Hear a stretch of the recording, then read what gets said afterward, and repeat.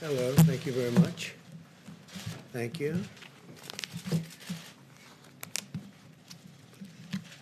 Today, Johnson & Johnson announced that their vaccine candidate has reached the final stage of clinical trials. This is record time.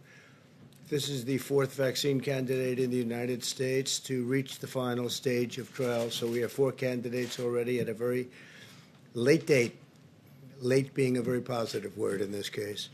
Earlier this year, Johnson & Johnson anticipated that they would reach phase 1 trials by September, but due to our support under Operation Warp Speed and to some of the incredible scientists involved, they've reached phase 3 trials by September, far ahead of schedule. We encourage Americans to enroll in the vaccine trial. It's not only interesting, it'll be a terrific thing for our country. We encourage everybody to enroll, as many people as we can. Today, my administration announced that we are awarding $200 million of CARES Act funding to all 50 states to prepare to distribute the vaccine to high-risk residents, and we want to do that the instant it is approved, not the following day, but the following moment. And so we're going to be doing that, and we'll be distributing, getting it ready, because we have some great vaccines going to be coming out through Operation Warp Speed. We also continue to accelerate life-saving therapies. We're seeing promising results that are monoclonal antibody treatments, which help the immune system fight the virus and help very significantly, we're finding, can reduce hospitalizations now by more than 70%. By cutting red tape and unleashing America's medical genius, we've reduced the fatality rate 85% since April. For individuals under 50, they have a 99.98% rate of survival from the China virus. That's a number that's been really increasing substantially with time. As children go back to school, we're encouraged that early research shows only a small degree of spread. Brown University conducted a study of more than 550 schools across 46 states and found that only 0.076% of students had confirmed cases of the virus. That's a tiny percentage. And only 0.15% of teachers had confirmed cases. Patients coming to the emergency room due to the virus is down to only 1.6% of all emergency room visits, the lowest since the pandemic began. 1.6% emergency room visits.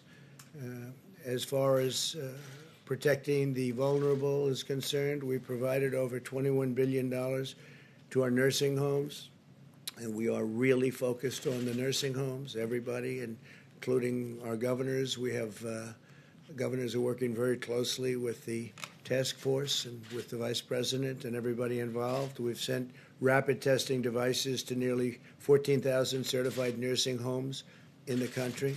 This week, we're sending hundreds of thousands of additional rapid tests to nursing homes to ensure they can test staff regularly. And the staff now is being tested on a very, very powerful and on a regular basis, but very strongly at the finest level, the highest level, and the best tests. We're encouraged that the number of Americans getting the flu vaccine is increasing by roughly 50% compared to last year. It's substantially up. The flu, when it's mixed with COVID or China virus, is going to be very interesting to see what happens, but that can drive numbers, and we just don't know what that will be yet, but you'll have flu numbers and you'll have some COVID numbers. I think we're rounding the turn very much. You see what's happening in Europe, however. They have a very big spike. Countries that we thought were doing well aren't doing well. They had some very big spikes, a very big surge. Months ago, we increased our nation's procurement of the flu vaccine by 66%, and we ask Americans to go get their annual flu shot as early as possible. It's possible, I would imagine, Scott, that the flu can get mixed up with the virus, and people can think it's the virus when actually it's another flu season coming on. I don't know.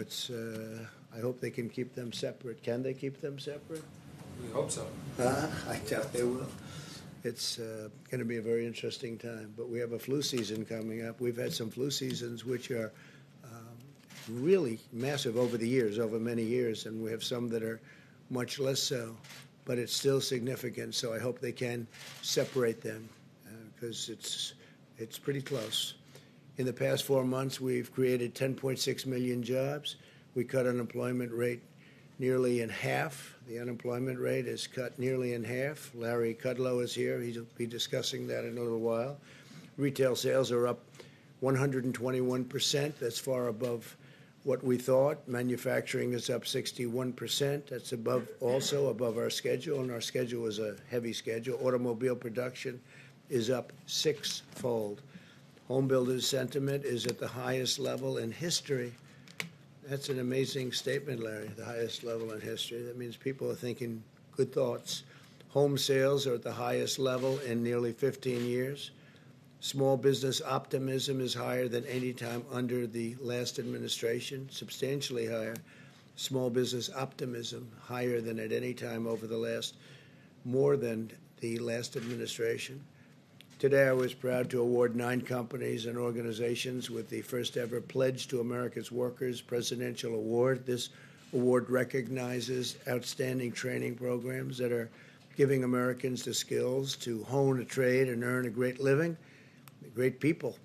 Over 400 companies have competed and committed to 16 million training opportunities for the American worker. And it's really been amazing. We've created the fastest economic recovery in American history. You're witnessing it. You're part of it. Our approach is pro-science. Biden's approach is anti-science. If you look, I don't think they know what their approach is, although a lot of it's copied from what we've done. Biden opposed the China travel ban and the Europe travel ban, and the strategy that they have is just never-ending lockdowns. We're not locking down. We're actually growing at a rate that we've never experienced before. But they're talking about if you have a question, just lock it down. We're not doing that. And you can't do that. Our plan will crush the virus. And actually, Biden's plan will crush America if you think about it. You can't lock down. Again, we're growing at levels that nobody's ever seen before. Our plan is unleashing a rapid recovery. Our opponent's plan would hurt America very badly, send us into a depression. And with all of that being said, we are going to be having a very exciting Saturday at 5 o'clock in the Rose Garden, where I'll be putting forth my nominee for Supreme Court Justice. And I think it will be a great nominee, a brilliant nominee. As you know, it's a woman. We brought it down to 5 women. It's time for a woman to be chosen with everything that's happened and with Justice Ginsburg's passing. We are going to go sometime tomorrow morning, as I understand it, to pay our respects, and we'll be over there, and I guess they probably put that announcement out, but that'll be done tomorrow morning. The Vice President was there today, and so if you have any questions, we'll take a few questions. Yeah. Go ahead. Right here? Mr. President, real quickly, win, lose, or draw in this election, will you commit here today for a peaceful transferal of power after the election? And there has been rioting in Louisville. There's been rioting in many cities across this country, red and your so-called red and blue states. Will you commit to making sure that there is a peaceful transferal of power after the election? Well, we're going to have to see what happens. You know that I've been complaining very strongly about the ballots, and the ballots are a disaster. I understand that, but people are rioting. Do you commit to making sure that there's a peaceful transferal of power? We want to get rid of the ballots, and you'll have we'll have a very peaceful. There won't be a transfer, frankly. There'll be a continuation. The ballots are out of control. You know it. And you know who knows it better than anybody else? The Democrats know it better than anybody else. Go ahead. Mr. President, the second question is, will you... Please, go ahead. Why won't you asked the question. Why won't you go after the Russians? Say it. Mr. President, do you plan to meet with Barbara Lagoa at the White House? I cannot hear you through your mask. I'm sorry. Do you plan to meet with Barbara Lagoa in Washington? And is she still on your short list? She is on my list. I don't have a meeting planned, but she is on my list.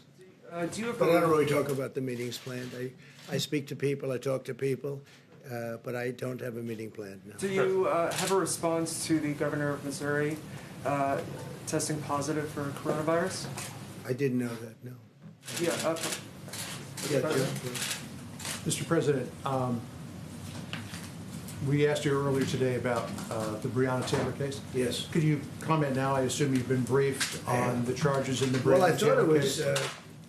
really brilliant. Kentucky Attorney General Daniel Cameron is doing a fantastic job. I think he's a star. And he made a statement that I'll just read. Justice is not often easy. It does not fit the mold of public opinion, and it does not conform to shifting standards. It answers only to the facts and to the law. If we simply act on emotion or outrage, there's no justice. Mob justice is not justice. Justice sought by violence is not justice. It just becomes revenge. I mean, I heard that. I said, write that down for me, please, because I think it was a terrific statement. He's handling it very well. You know who he is, right? I think you know. I think everyone now knows who he is. I will be speaking to the governor, and we have a call scheduled to make very shortly with the governor. I understand he's called up the National Guard, which is a good thing. I think it's a very positive thing, and it'll all work out. Can I just follow on your Supreme Court nominee? It's highly unlikely that any Democrats will vote for your nominee if and when it comes to a vote in the Well, Senate. we don't know that. Given the posture, a good candidate. I think that's a pretty safe assumption. But on that point, would you want to nominate someone who, in their confirmation to the appellate court, received broad bipartisan support, or would you be more inclined to put forward somebody whose confirmation fell along party lines? I can't tell you what's going to happen with the Democrats. I can say this, the person that I will be putting up, and I won't say that I've even chosen that person yet. I could say any one of the five. They're outstanding women. But the person I'll be putting up is highly qualified, totally brilliant, top-of-the-line academic student, the highest credentials. All of them have that, but the highest credentials. And you'll see on Saturday who that is. I can't imagine why a Democrat wouldn't vote for this person. But you may be right. Mr. President. I'd bet on you. Mr. President. Probably bet on you. Yeah, please, go ahead. Thank you very much. No, not you. Right here. Thank you, Mr. President. Prince Harry and Meghan Markle chimed in on the U.S. election and essentially encouraged people to vote for Joe Biden. I want to get your reaction to that. I'm not a fan of hers. And I would say this, and she probably has heard that, but I wish a lot of luck to Harry, because he's going to need it. Yeah, please. Mr. President, the FDA is reportedly considering stricter guidelines for the emergency authorization of a COVID vaccine. Are you okay with that? Well, I tell you what, we're looking at that. That has to be approved by the White House. We may or may not approve it. That sounds like a political move, because when you have Pfizer, Johnson & Johnson, Moderna, these great companies coming up with the vaccines, and they've done testing and everything else, I'm saying, why would they have to be, adding great length to the process? We want to have people not get sick. The vaccine is very important. It's the final step. I believe it's going to be the final step. And no, we're looking at that, but I think that was a political move more than anything else. On that, sir, it's designed to improve trust in the vaccine. Do you think that's not needed? Well, I have tremendous trust in these massive companies that are so brilliantly organized in terms of what they've been doing with the tests. I mean, I don't know that a government as big as we are could do tests like this. We've made it possible for them to do the tests in rapid fashion. But when they come back and they say that we have something that works and absolutely works, and they're coming back with great numbers and statistics and tests and everything else that they have to come back with, I don't see any reason why it should be delayed further, because if they delay it a week or 2 weeks or 3 weeks, that's a lot of lives you're talking about. Scott, would you agree with that, or how do you feel about that? Please, Yeah, thanks. Yeah, I mean, there is no, I think that people don't understand what's going on with Operation Warp Speed. It's unprecedented what's happened here. A typical vaccine takes roughly 4 years or so. And now we're going to have a vaccine highly likely in far less than 1 year, but without cutting any safety corners, because the president has done things concomitant to the development of the vaccine. That is, the manufacturing, the logistics, everything is being done at the same time, and that's never been done before. But there is zero cutting of safety concerns. There should be no hesitation about the safety. You shouldn't be punished by doing something faster than other people could have done or thought. It's the opposite. We have a pandemic. The urgency is the pandemic, not politics. Are you It sounded to me, it sounded extremely political. Why would they do this when we come back with these great results? And I think you will have those great results. Why would we be delaying it? But we're going to look at it. We're going to take a look at it, and ultimately the White House has to approve it. And maybe we will and maybe we won't, but we'll be taking a look. I have to leave for an emergency phone call. I'm going to let Scott and Larry finish up. Larry's going to talk about the economy. So I'll be back. I will see you tomorrow. Mr. President, if you can, just one more question on Breonna Taylor. We're at a time right now where Americans feel like we are on this carousel. I have a big Mr. call. President, just one more question, if I can, on Breonna Taylor. People are protesting in the streets. What is your message to them? People feel like we are on this carousel where another black life is being taken. So here we have Dr. Scott Atlas and Larry Kudlow. I encourage you all to be respectful and show a little bit of decorum here as they take your questions. Dr. Atlas?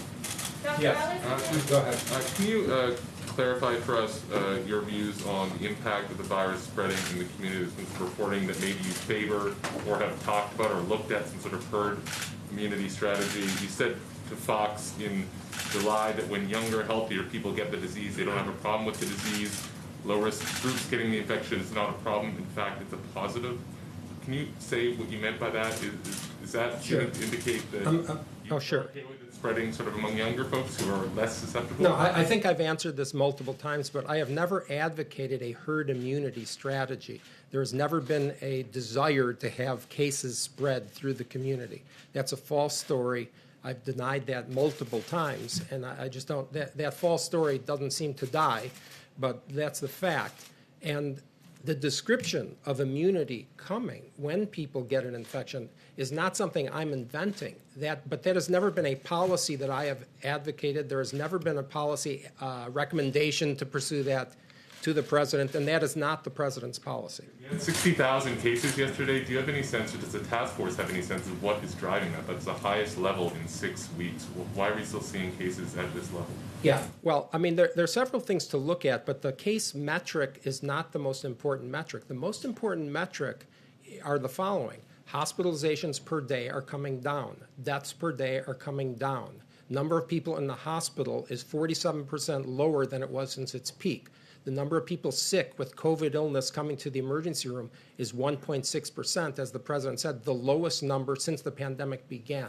All of these trends are positive. The cases per se are defined by tests.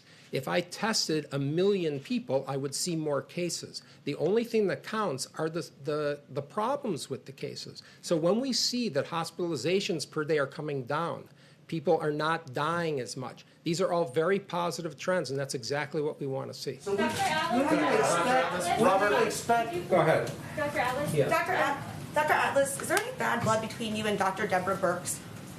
No, I saw the story, and really a super journalism story. Dr. Birx speaks for herself, but that's a completely false story, and she denied it today. So, it's completely false. It's been 7 weeks since we heard from her in a press release. When do you expect a vaccine? Yeah, so this is a very important question. The vaccine is proceeding at an extremely rapid pace, as we know. Everything's being done simultaneously so that the logistics and the technology in place to deliver it is ready to go, as everyone knows. And it depends on the data, okay? The data is being monitored by an external group of experts called the Data Safety Monitoring Board. And when we have enough cases, when they see enough cases, that have shown a statistically significant difference. They will tell the company, and then the company will say, look at it and say, yes, we have it, and we think that has a good chance of happening in October. It's kind of just a quick follow. You did say that last week in this room, pretty much the same thing, but you said it could be. It's the truth. That's why. Well, I understand, but I want to clear it up because you said it could be as late as January, it could be after the election, that there's no clear-cut time, and that's what I want to make sure that you're saying. This is the now. current thinking that I have been told. I'm not in charge of the vaccine development. I'm relaying information.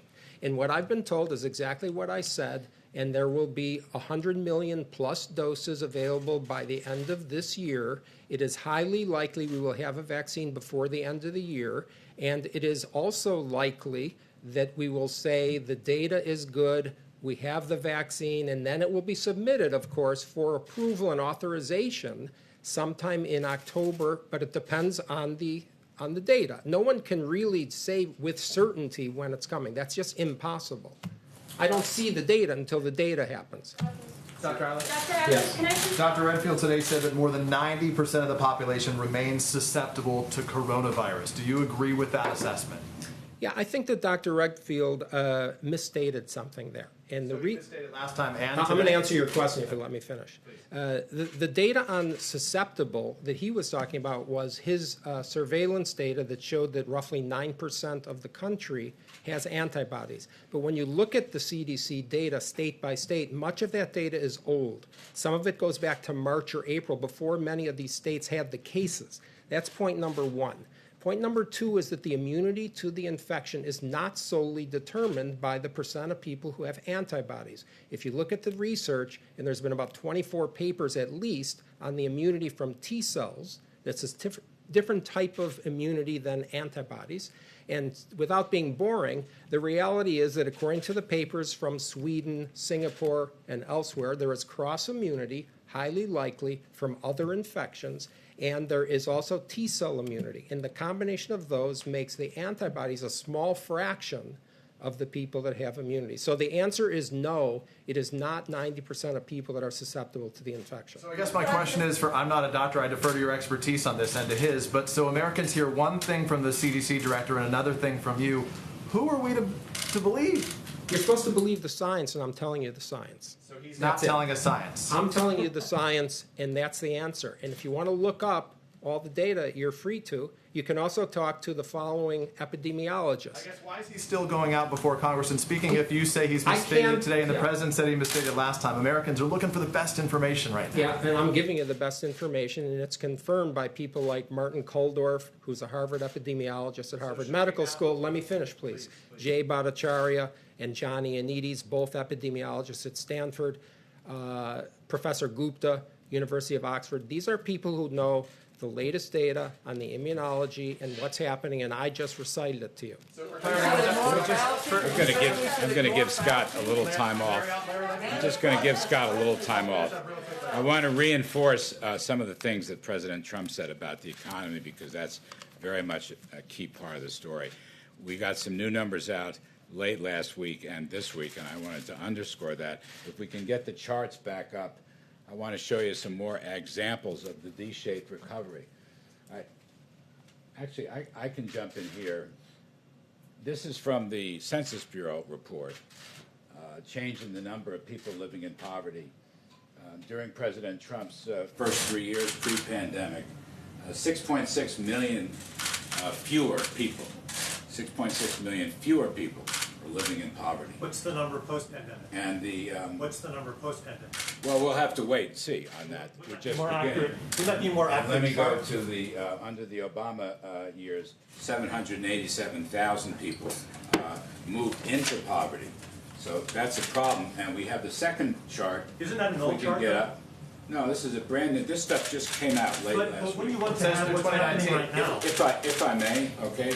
I just like accurate information. This is the accurate information. Doesn't it say It's not 2019, Larry? This is from the Census not Bureau, 2020, it's like and right it just now. came back. Well, Yeah. let me just go back into this. 3 years in the President Trump's presidency, under his policies, real family income, this is probably the best measure of living standards there is, real median household income grew by over $6,000. That is 5 times the rate of the 8 years of the Obama administration. I hear people ask me legitimate questions, I respect that, but this is some kind of, has been a K-shaped recovery, where only the wealthy did well and the bottom did not do well. In fact, this is the middle, real family income. And I will add to that, not only was this 5 times higher, but the biggest gains came in the lower income levels, significantly higher than the top 1% or the top 10%. Now, let me hit another chart, put this up, see where we're sort of doing this by field. Go ahead, more charts. There we go. Back to the V-shaped recovery. You've heard me speak about this. I just want to underscore. We got new production numbers this week. This is a V-shaped recovery in automobiles, a key sector of the economy. And we had additional numbers on housing that I'd like to show, confirming the V-shaped recovery. Housing. There we go. We're at an all-time high in home builders' sentiment. All right, it's a very important leading indicator. A clear V-shaped recovery, and if anything, it's strengthening. And finally, I think the last chart is on existing home sales. Here it is, their highest reading in 14 years. So I just want to say we have more work to do with respect to the recovery and return to economic health. We have more work to do. There is still hardship and there is still heartbreak. But the numbers coming in. Do you know how many Americans are living in poverty right now, the numbers, today? Actually, that won't be that won't be reported. Do you know the answer to I that can question? only wait until the Census Bureau. I don't know if you cover this beat or not. A number of Americans living in poverty right now. Do you happen to know that answer? No. Because you don't know. I that. will wait. You're an economic advisor and you Yes, don't know that. right. If you'll just stop nitpicking and let me explain to you. I don't want a These history lesson. numbers. I want to know what's happening Well, you today. should have a history lesson too. It will help you understand. But I'm going to say to you, these are Census Bureau numbers, the most accurate, comprehensive. They are not out yet. So I'm giving you the ones that were released late last week. They're the most up-to-date numbers. And under the president's policies of lower taxes and regulations and energy independence and better trade deals, we've had a phenomenal increase in living standards, 5 times what the prior administration had for 8 years, and we're proud of that. And this is a topic that will come up again and again. Second point I want to make is while living standards went up, poverty went down and inequality went down. So the notion that under President Trump only the top end benefited is simply not true. These are facts from the Census Bureau, and they are backed up by many other facts that we've talked about as I've discussed with those of you. And then finally, the V-shaped recovery. We've got more work to do on unemployment and employment, no question about that. I think this is a self-sustaining recovery, as I've said. We would welcome some additional assistance in targeted areas, particularly getting back to school and working on COVID-related safety precautions and health precautions. We'd love to see an extension of the small business loans, the PPP program. But the recovery itself continues to move ahead nicely. We're in the right direction, and this is no time to change policies. Yes, ma'am. Go ahead, Could please. you comment on a pending stock deal that's going to be taking place, an IPO in the Hong Kong Stock Exchange? It's Ant Technology Group. They could raise as much as $40 billion, potentially the largest IPO in history. There have been a lot of national security concerns, a lot of human rights concerns about the technology used potentially to suppress the Uyghur people. What is the administration's position on the Ant Technology Group IPO? I'm going to reserve comment on the deal itself. But I will add to your question, we are examining all these deals and publicly held companies, China-based companies, that may list on our exchanges. We are examining them with respect to transparency, possible fraudulent accounting. This comes from a financial working group report. And we've given them 1 year to shape up and get their books in order, including their backdrop books, their supporting papers, to prove to the Public Accounting Board and the SEC that they are safe for American investors. I'll withhold comment on that particular deal. Yes, sir. Yes, sir. Today in California, the governor issued an executive order designed to move the state to the point where there will be no gas-powered vehicles sold by 2035. What do you make of this move that's taking place in California? Do you expect it to spread around the country, and what are the economic ramifications? I don't expect it to spread. With respect to Governor Newsom, whom I know, it just seems like a very extreme position. I don't know how you get there. I'll have a look at the proposal if there's more detail, meat on the bones. I don't see this happening elsewhere. I don't think we should be taking any steps to get rid of fossil fuels, for example. And by the way, there should be consumer choice for all automobiles, and that includes electric automobiles. But I'd have to look at the governor's proposal. It just sounds very extreme to me. I don't know how you do it. Yes. Larry, do you think that the fight now over the Supreme Court nominee is going to have a major impact on the possibility to get PPP extended? And what impact will that have on the economy if, for example, aid for airlines does not get extended in October? You know, it doesn't have to interfere. I mean, you can walk and chew gum at the same time. They operate on different lanes legislatively. So I guess that's my take. We would like very much to help the airlines. We've told them that. You can't run a healthy economy without the airline channel. And we'll see what has to be done there with respect to possible legislation or even possibly with respect to executive administrative action. We will take a look on that. Again, you've heard me say, I don't think this recovery right now is dependent on an additional assistance package. But there are a number of targeted areas in that package, including airlines, most particularly small business loans and getting back to school, that I think would be a big help. And I just don't see, if you can have agreement on 4, 5, or 6 measures, which is what's been happening, even though you don't get the whole deal, why not do it? It'll help Americans move ahead in terms of the recovery. Last one. Yes, do you think that we need another broad stimulus package, or do you think only, do I think there's what? Do you think the U.S. needs another broad stimulus package, or do you favor sort of a la carte type measures like on airlines, for instance? Yeah, I think I would say to you, sensible, efficient, targeted measures might be very helpful. I don't think we need another gigantic multi-trillion-dollar package. And as I say, you know, the latest numbers coming in are looking very good. The V-shaped recovery. I mean, the Atlanta Fed GDP Now model is showing over 30% growth in the third quarter. The blue chip forecasters are well over 20%. Our view has been 20% plus. We'll see. We'll get that number in due course. I'm just saying, let's be smart about some of these assistance measures. Thank you. Do anything with that kneecap thing? Haley, has the president spoken to the family of Breonna Taylor? Is that a yes?